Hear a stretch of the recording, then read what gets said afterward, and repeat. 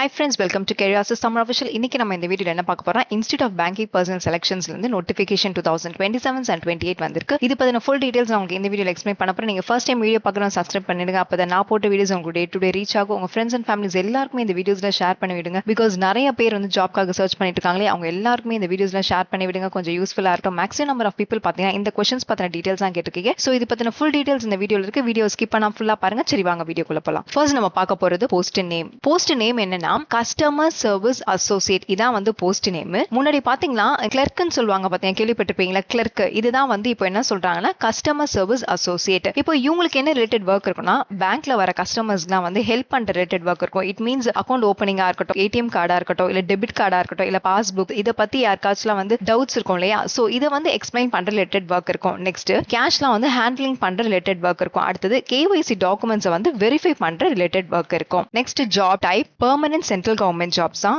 Super job opportunities miss பண்ணிடாதீங்க. வேகன்சிஸும் பாத்தீங்கன்னா 11,000 மேல தான் வேகன்சிஸ் இருக்கு. சோ அதனால எலிஜிபிளான கேண்டிடேட்ஸ் வந்து அப்ளை பண்ணுங்க. நெக்ஸ்ட் வேகன்சி டோட்டலா 11 பப்ளிக் செக்டர் பேங்க்ஸ் வந்து பார்ட்டிசிபேட் பண்றாங்க. ஃபர்ஸ்ட் வந்து bank of Baroda, bank of India, bank of Maharashtra, Canara bank, central bank of India, Indian bank, Indian overseas bank, Punjab national bank, Punjab and Sind bank, UCO bank, union bank of India. ஓகேவா? இந்த பேங்க்ஸ்லாம் வந்து participate பண்றாங்க. Next அந்தந்த ஸ்டேட்ல உள்ள ஒவ்வொரு பேங்க்லயும் வந்து எவ்வளவு வேகன்சிஸ் இருக்குன்றது நோட்டிபிகேஷன்ல கிளியரா மென்ஷன் பண்ணிருக்காங்க. இது ஒரு பேங்க்ல எவ்வளவு வேகன்சிஸ் இருக்குன்றத பாத்துடலாம். பேஜ் நம்பர் 36ல இருந்து பேஜ் நம்பர் 48 வரைக்கும் ஃபுல்லா ஒரு ஸ்டேட்லயும் அந்தந்த பேங்க்ஸ்ல வந்து எவ்வளவு வேகன்சிஸ் இருக்குன்றத கிளியரா சொல்லிருக்காங்க. இப்போ நம்ம தமிழ்நாட்டு ஸ்டேட்ல பாத்தீங்கன்னா டோட்டலா 675 வேகன்சிஸ் இருக்கு. எப்போதுமே வருஷம் பாத்தீங்கன்னா வேகன்சிஸ் வந்து இன்க்ரீஸ் ஆகதான் சான்சஸ் இருக்கு. ஓகேவா? சோ அதனால 675 வேகன்சிஸ் தான் இருக்கேன்னு வந்து கவலைப்படாதீங்க. வேகன்சிஸ் வந்து இன்னும் கொஞ்சம் இன்க்ரீஸ் ஆகும். ஓகேவா? அதனால எலிஜிபிளான கேண்டிடேட்ஸ் வந்து அப்ளை பண்ணி விடுங்க. ஃபர்ஸ்ட் வந்து பேங்க் ஆஃப் பரோடால பாத்தீங்கன்னா 50 வேகன்சிஸ் இருக்கு. பேங்க் ஆஃப் இந்தியால வந்து 5 வேகன்சிஸ், பேங்க் ஆஃப் மகாராஷ்டிரால வந்து 40 வேகன்சிஸ் இருக்கு. கனரா பேங்க்ல பாத்தீங்கன்னா 5 வேகன்சி, சென்ட்ரல் பேங்க் ஆஃப் இந்தியால 61 வேகன்சி, இந்தியன் பேங்க் இதுல தான் வந்து வேகன்சிஸ் அதிகமா இருக்கு. 345 வேகன்சிஸ் இருக்கு. இந்தியன் ஓவர்சீஸ் பேங்க்ல வந்து 77 வேகன்சிஸ் இருக்கு. பஞ்சாப் நேஷனல் பேங்க்ல 60 வேகன்சிஸ் இருக்கு. பஞ்சாப் அண்ட் சிந்த் பேங்க்ல 6 வேகன்சிஸ் இருக்கு. யூசிஓ பேங்க்ல வந்து 26 வேகன்சி. யூனியன் பேங்க் ஆஃப் இந்தியால வந்து இன்னும் மென்ஷன் பண்ணல. சோ இவங்க மென்ஷன் பண்ணாங்கன்னா இன்னும் வேகன்சிஸ் வந்து பாத்தீங்கன்னா இன்னும் கொஞ்சம் இன்க்ரீஸ் ஆகும். அதே மாதிரி வந்து பர்சனல் பெஞ்ச்மார்க் டிஸ்பிளே கேட்டல இருக்கும் வேகன்சிஸ் இருக்கு. ஓகேவா? அதே மாதிரி கேரளா ஸ்டேட்ல பாத்தீங்கன்னா டோட்டலா 108 வேகன்சிஸ் இருக்கு. ஒரு பேங்க்லயும் கிளியரா கொடுத்திருக்காங்க. நல்லா செக் பண்ணிக்கோங்க.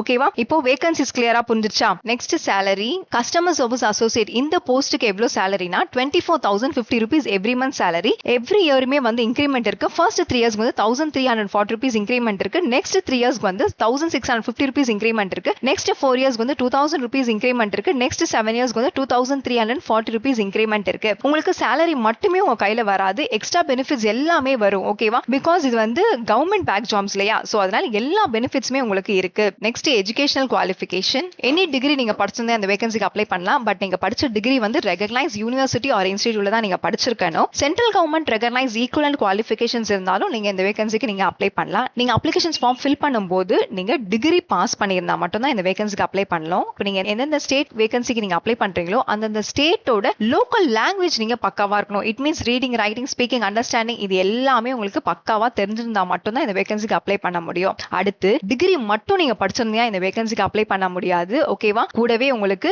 கம்ப்யூட்டர் நாலேஜ் கிளியரா இருக்கணும். ஓகேவா? இது ரொம்ப இம்பார்ட்டன்ட். கம்ப்யூட்டர் நாலேஜ் இருக்கிறவங்க மட்டும் தான் இந்த வேகன்சிக்கு அப்ளை பண்ண முடியும். கம்ப்யூட்டர் நாலேஜ்னா என்னன்னு பாத்தீங்கன்னா டிப்ளமா இன் கம்ப்யூட்டர் ஆபரேஷன்ஸ் இல்ல டிகிரி இன் கம்ப்யூட்டர் ஆபரேஷன்ஸ். ஓகேவா? நெக்ஸ்ட் ஹை ஸ்கூல்ல, காலேஜ்ல, இன்ஸ்டிடியூட்ல வந்து நீங்க கம்ப்யூட்டர் ஒரு சப்ஜெக்டா எடுத்து படிச்சிருந்தீங்கனாலும் இந்த வேகன்சிக்கு நீங்க அப்ளை பண்ணலாம். இல்லனா வந்து ஸ்கூல்ல, ஹை ஸ்கூல்ல, காலேஜ், இன்ஸ்டிடியூட்ல வந்து இன்ஃபர்மேஷன் டெக்னாலஜி as ஒரு சப்ஜெக்ட்டா நீங்க எடுத்து படிச்சிருந்தீங்கன்னா கூட இந்த வேகன்சிக்கு நீங்க அப்ளை பண்ணலாம். நெக்ஸ்ட் எக்ஸ் சர்வீஸ்மேனுக்கு வந்து எஜுகேஷன் குவாலிஃபிகேஷன்ஸ்ல வந்து ஸ்பெஷல் ரிலாக்சேஷன்ஸ் கொடுத்திருக்காங்க. என்ன சொல்லிருக்காங்கன்னா 10th நீங்க பாஸ் பண்ணிருந்தீங்கன்னா இந்த வேகன்சிக்கு அப்ளை பண்ணலாம். கூடவே வந்து நீங்க army special certificate of education இந்த சர்டிபிகேட் நீங்க வச்சிருந்தீங்கன்னா இந்த வேகன்சிக்கு அப்ளை பண்ணலாம். ஆர் எல்ஸ் நேவி இல்லனா ஏர் ஃபோர்ஸ்ல வந்து இதுக்கு இணையான இட் மீன்ஸ் ஈக்குவலன்ட்டான சர்டிபிகேட் ஏதாவது நீங்க வச்சிருந்தீங்கன்னா கூட இந்த வேகன்சிக்கு நீங்க அப்ளை பண்ணலாம். பட் நீங்க இந்த நேவி இந்த ஏர் ஃபோர்ஸ்ல வந்து 15 இயர்ஸ் ஆவது நீங்க கம்ப்ளீட் பண்ணிருக்கணும். ஓகேவா? இப்போ எஜுகேஷனல் குவாலிஃபிகேஷன்ஸ் கிளியரா புரிஞ்சிருச்சா? Next fee structure. SC, ST, person benchmark disabilities, ex serviceman இவங்களுக்குலாம் வந்து அப்ளிகேஷன்ஸ் ஃபீஸ் வந்து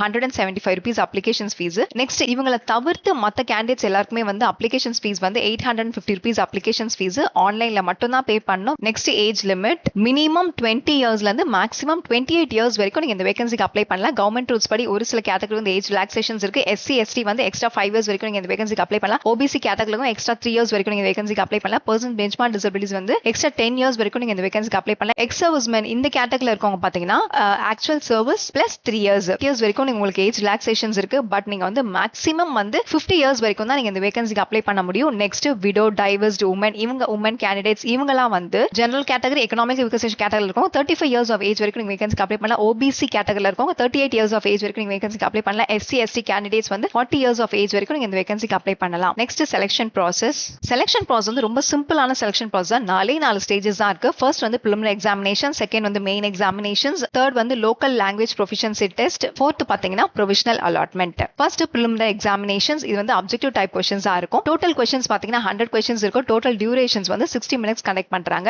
பேட்டர்ன் கொடுத்திருக்காங்க. இங்கிலீஷ் லாங்குவேஜ்ல வந்து 30 நம்பர் ஆஃப் क्वेश्चंस இருக்கும். நியூமெரிக்கல் எபிலிட்டி 35 क्वेश्चंस இருக்கும். ரீசனிங் எபிலிட்டி 35 क्वेश्चंस இருக்கும். சோ டோட்டலா 100 क्वेश्चंस இருக்கும். நெக்ஸ்ட் நெகட்டிவ் மார்க்ஸ் இருக்கு. ஒரு ராங் ஆன்சர்ஸ்க்குமே வந்து பாத்தீங்கன்னா 1/4 or 0.25 மார்க்ஸ் வந்து கட் ஆகும். preliminary எக்ஸாம்ஸா இருக்கட்டும் இல்ல மெயின் எக்ஸாம் ரெண்டு எக்ஸாமுக்குமே வந்து பெனால்டி இருக்கு. சோ ஓவராலா இந்த preliminary எக்ஸாமினேஷன்ஸ்ல எந்த கேண்டிடேட்ஸ் வந்து ஹை ஸ்கோர் எடுக்கிறாங்களோ அந்த கேண்டிடேட்ஸ் மட்டும் தான் வந்து செகண்ட் ஸ்டேஜ்க்கு மூவ் ஆவாங்க. நெக்ஸ்ட் செகண்ட் ஸ்டேஜ் என்னன்னா மெயின் எக்ஸாமினேஷன்ஸ். இந்த மெயின் எக்ஸாமினேஷன்ஸ் வந்து எல்லா கேண்டிடேட்ஸ்க்குமே இந்த மெயின் எக்ஸாமினேஷன்ஸ் கண்டக்ட் பண்ண மாட்டாங்க. எந்தெந்த கேண்டிடேட்ஸ்லாம் வந்து அந்த preliminary எக்ஸாம்ல வந்து பாஸ் ஆகி நெக்ஸ்ட் செகண்ட் ஸ்டேஜ்க்கு வந்திருக்காங்களோ அந்த கேண்டிடேட்ஸ்க்கு மட்டும் தான் வந்து இந்த மெயின் எக்ஸாமினேஷன்ஸ் கண்டக்ட் பண்ணுவாங்க. டோட்டலா பாத்தீங்கன்னா 200 மார்க்ஸ்க்கு கண்டக்ட் பண்றாங்க. டோட்டல் டியூரேஷன்ஸ் வந்து 125 minutes. எக்ஸாம் பேட்டர்ன் கொடுத்திருக்காங்க. ஜெனரல் அண்ட் ஃபினான்ஷியல் அவேர்னஸ்ல இருந்து 40 நம்பர் ஆஃப் क्वेश्चंस கேட்பாங்க. ஜெனரல் இங்கிலீஷ்ல வந்து பாத்தீங்கன்னா 40 நம்பர் ஆஃப் क्वेश्चंस இருக்கும். ரீசனிங் எபிலிட்டில வந்து 40 நம்பர் ஆஃப் क्वेश्चंस இருக்கும். குவான்டிட்டி ஆப்டிட்யூட்ல வந்து 40 நம்பர் ஆஃப் क्वेश्चंस இருக்கும். டோட்டல் क्वेश्चंस பாத்தீங்கன்னா 160 क्वेश्चंस இருக்கும். மெயின் எக்ஸாம்க்குமே வந்து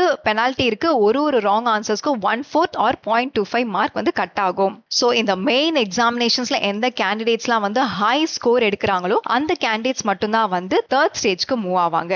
நெக்ஸ்ட் தேர்ட் ஸ்டேஜ் என்னன்னா லோக்கல் லாங்குவேஜ் ப்ரொஃபிஷியன்சி டெஸ்ட். இந்த லோக்கல் லாங்குவேஜ் ப்ரொஃபிஷியன்சி டெஸ்ட் வந்து யார் யாருக்கு தேவைப்படும் ஓகேவா? எக்ஸாம்பிளுக்கு சொல்றேன். இப்போ நீங்க வந்து தமிழ்நாடு ஸ்டேட் வேகன்சிக்கு நீங்க அப்ளை பண்றீங்கன்னா 10th இல்லனா 12th இல்ல காலேஜ்ல வந்து நீங்க தமிழ் ஒரு சப்ஜெக்ட்டா எடுத்து படிச்சு அதுக்கான ப்ரூஃப் நீங்க சப்மிட் பண்ணிட்டீங்கன்னா உங்களுக்கு இந்த லோக்கல் லாங்குவேஜ் ப்ரொஃபிஷியன்சி டெஸ்ட் தேவைப்படாது. இன் கேஸ் ஒருவேளை உங்களால சப்மிட் பண்ண முடியலனா அந்த கேண்டிடேட்ஸ்க்கு மட்டும் தான் வந்து இந்த லோக்கல் லாங்குவேஜ் ப்ரொஃபிஷியன்சி டெஸ்ட் தேவைப்படும். சோ இந்த தேர்ட் ஸ்டேஜும் எந்த கேண்டிடேட்ஸ் வந்து கிளியர் பண்றாங்களோ அந்த கேண்டிடேட்ஸ் மட்டும் தான் வந்து ஃபோர்த் ஸ்டேஜுக்கு மூவ் ஆவாங்க.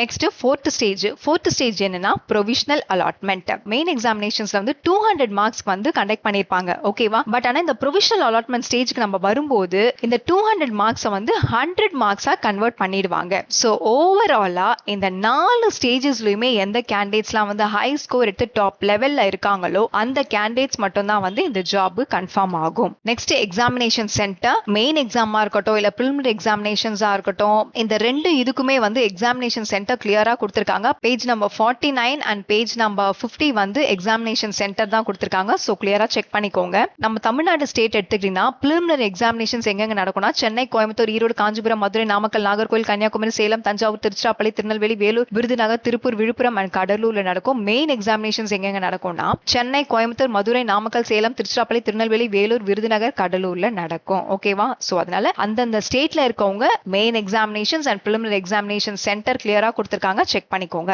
நெக்ஸ்ட் வந்து ப்ரீ எக்ஸாமினேஷன்ஸ் ட்ரைனிங். நீங்க எக்ஸாம் அட்டென்ட் பண்றதுக்கு முன்னாடி இந்த ப்ரீ எக்ஸாமினேஷன் ட்ரைனிங் போய் ஒரு தடவை அட்டென்ட் பண்ணி பாருங்க. அட்டென்ட் பண்ணீங்கன்னா உங்களுக்கே ஒரு கான்ஃபிடென்ட் லெவல் வரும். ஓகே நம்ம இந்த IBPS எக்ஸாம் வந்து கிளியர் பண்ணிடுவோம்னு சொல்லி உங்களுக்கே ஒரு கான்ஃபிடென்ட் வரும் ஓகேவா? சோ அதனால தான் இந்த ப்ரீ எக்ஸாமினேஷன் ட்ரைனிங் வந்து அட்டென்ட் பண்ணுங்கன்னு சொல்றோம். Only limited number of candidates தான் வந்து அப்ளை பண்ண முடியும் ஓகேவா? SC ST other backward class minority community exams இவங்கலாம் நீங்க அப்ளை பண்ணலாம். நீங்க அப்ளை பண்ணணும்னு நினைச்சீங்கன்னா ஆன்லைன் அப்ளிகேஷன்ஸ் ஃபார்ம் நீங்க ஃபில் பண்ணும்போது ஒரு ரிலவென்ட் காலம் இருக்கும். அந்த ரிலவென்ட் காலம்ல நீங்க டிக் பண்ணிடுங்க. நெக்ஸ்ட் இந்த எக்ஸாமினேஷன் ட்ரைனிங் டீல்ஸ் எல்லாமே வந்து உங்களுக்கு SMS மூலமா சென்ட் பண்ணுவாங்க ஓகேவா? நெக்ஸ்ட் வந்து how to apply www.ibps.in இந்த வெப்சைட்ல போயிட்டு தான் நீங்க அப்ளிகேஷன்ஸ் ஃபார்ம் வந்து நீங்க ஃபில் பண்ணணும். இப்போ நம்ம ஃபில் பண்ணும்போது உங்களுக்கு ரெஜிஸ்ட்ரேஷன் நம்பர் அண்ட் பாஸ்வேர்ட் தேவைப்படும் ஓகேவா? இன் கேஸ் உங்ககிட்ட ரெஜிஸ்ட்ரேஷன் நம்பர் அண்ட் பாஸ்வேர்ட் இல்லனா என்ன பண்ணனும்னு பாத்தீங்கன்னா click here for new registration வரும். அதை நீங்க கொடுத்தீங்கனாலே என்னென்ன இன்ஃபர்மேஷன்ஸ்லாம் கேட்டிருக்காங்களோ அந்த இன்ஃபர்மேஷன்ஸ் எல்லாம் கொடுத்துருங்க. கொடுத்து கரெக்டா நீங்க கொடுத்துட்டீங்கனாலே உங்களுக்கு ஒரு ரெஜிஸ்ட்ரேஷன் நம்பர் அண்ட் பாஸ்வேர்ட் வந்துரும். வந்ததுக்கு அப்புறம் நீங்க இந்த ரெஜிஸ்ட்ரேஷன் நம்பர் அண்ட் பாஸ்வேர்டை போட்டு நீங்க லாகின் பண்ணி அப்ளிகேஷன் ப்ராசஸை நீங்க பண்ண ஸ்டார்ட் பண்ணிடலாம். இப்போ எப்படி ஓபன் பண்ணனும்னா சேம் www.ibps.in இதுக்குள்ள போயிட்டு ஹோம் பேஜ்ல வந்து CRP CSA வரும். இதை வந்து நீங்க கிளிக் பண்ணீங்கன்னா click click here to online for சிஆர்பியான்னு கேட்கும். ஓகேவா, அதை கிளிக் பண்ணிட்டீங்கனாலே அப்படியே என்னென்ன டீடைல்ஸ்லாம் கேட்டிருக்காங்களோ அது எல்லாமே கொடுத்துட்டு நீங்க அப்ளிகேஷன் ப்ராசஸ் நீங்க பண்ண ஸ்டார்ட் பண்ணிடுங்க. ஓகேவா, அப்ளிகேஷன்ஸ் நீங்க பண்ணும்போது என்னென்ன டாக்குமெண்ட்ஸ்லாம் தேவைப்படும்னா, மீன்ஸ் நீங்க என்னென்ன அப்லோட் பண்ணணும்னா, போட்டோகிராஃப், உங்களோட ரீசன்ட் பாஸ்போர்ட் தேவைப்படும், சிக்னேச்சர் தேவைப்படும், லெஃப்ட் தம் இம்ப்ரெஷன்ஸ் தேவைப்படும், ஹேண்ட் ரிட்டன் டிக்ளரேஷன்ஸ், நீங்க கைப்பட எழுதின ரிட்டன் டிக்ளரேஷன்ஸ் தேவைப்படும், சர்டிபிகேட் என்னென்ன சர்டிபிகேட் இருக்காங்களோ அதெல்லாம் சப்மிட் பண்ணுங்க, 10th மார்க் ஷீட்ஸ் எல்லாமே சப்மிட் பண்ணுங்க. ஓகேவா, சோ எல்லா ப்ராசஸ் எல்லாம் நீங்க முடிச்சதுக்கு அப்புறம் கம்ப்ளீட் ரெஜிஸ்ட்ரேஷன் பட்டன் கொடுங்க. ஃபுல்லா நீங்க அப்ளிகேஷன்ஸ் ப்ராசஸ் எல்லாம் முடிச்சதுக்கு அப்புறம் ஒரு பிரிண்ட் அவுட் கையில நீங்க எடுத்து கையில பத்திரமா வச்சுக்கோங்க. பிகாஸ் நீங்க எக்ஸாம்க்கு போகும்போது இந்த பிரிண்ட் அவுட் கேட்பாங்க. ஓகேவா, அதனால இந்த பிரிண்ட் அவுட்டை கையில பத்திரமா எடுத்து வச்சுக்கோங்க. நெக்ஸ்ட் கால் லெட்டர், பிரிலிமினரி எக்ஸாமினேஷன்ஸா இருக்கட்டும், மெயின் எக்ஸாம்ல ரெண்டுத்துக்குமே வந்து centre, venue address, date and time எல்லாமே வந்து இந்த கால் லெட்டர்லயே இருக்கும். இந்த கால் லெட்டர் எங்க நீங்க போய் டவுன்லோட் பண்ணலாம்னா, ஐபிபிஎஸ் வெப்சைட்ல போயிட்டு தான் நீங்க உங்க ரெஜிஸ்ட்ரேஷன் நம்பர், பாஸ்வேர்ட் வந்து உங்க டேட் ஆஃப் பர்த் போட்டு நீங்க லாகின் பண்ணி இந்த கால் லெட்டரை நீங்க டவுன்லோட் பண்ணிக்கலாம். போஸ்ட் மூலியமா எதுலயுமே சென்ட் பண்ண மாட்டாங்க. Next application starting date. Applications online starting date எப்போனா 1st August 2026. Next applications ending date, online closing date எப்போனா 21st August 2026. preliminary examinations எப்போ கண்டக்ட் பண்ணுவாங்கன்னா October 2026. Results of online examinations preliminary வந்து November 2026. ஓகேவா, இப்போ இந்த டேட்ஸ் எல்லாமே கிளியரா புரிஞ்சிருச்சா? Institute of banking personnel selections notifications பத்தி நான் கிளியரா எக்ஸ்பிளைன் பண்ணிட்டேன். இதை தவிர்த்து நீங்க என்கிட்ட ஏதாவது கொஸ்டின்ஸ் கேட்கணும்னு நினைச்சீங்கன்னா கமெண்ட் பாக்ஸ்ல கேளுங்க, நான் உங்களுக்கு ஆன்சர்ஸ் பண்றேன். நெக்ஸ்ட் வீடியோல பார்க்கலாம்.